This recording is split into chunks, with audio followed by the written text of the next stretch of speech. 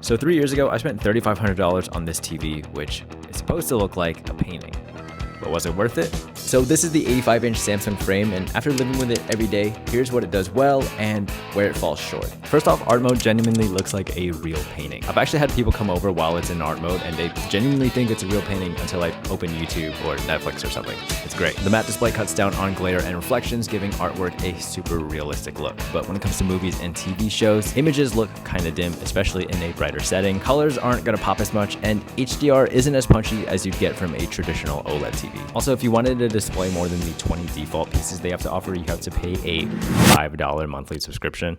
So keep that in mind. Now, design-wise, I love how flush this is against the wall. The gapless look just helps sell that art look even more. And instead of having a bunch of ports on the back of your TV, there's just one cable that connects to this box here that has all of your inputs. So everything stays clean and easy to manage. And the bezels are also interchangeable, but for the 85-inch model that I have, the bezels cost around $200, $300, which is insane.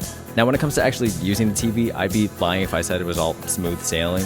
It's great when it works, but there are times where the interface is insanely laggy. Opening apps or just scrolling through the menu system can be insanely slow and sometimes even freeze the TV to the point where I need to do a hard reset. It's insanely annoying. But for my final verdict, I still really like this TV. Art mode genuinely makes this feel like it's a part of the room and not just some giant rectangle on the wall. The laggy interface is annoying, but I feel like the only thing I could do is just pray that like a better firmware update comes that can help. And while I personally don't mind the trade-off in color with a matte display, if you're someone who wants a more vibrant color, punchier contrast, and you don't really care about the artwork stuff, this is not for you. But if you're like me, definitely check this out. Hope this helps.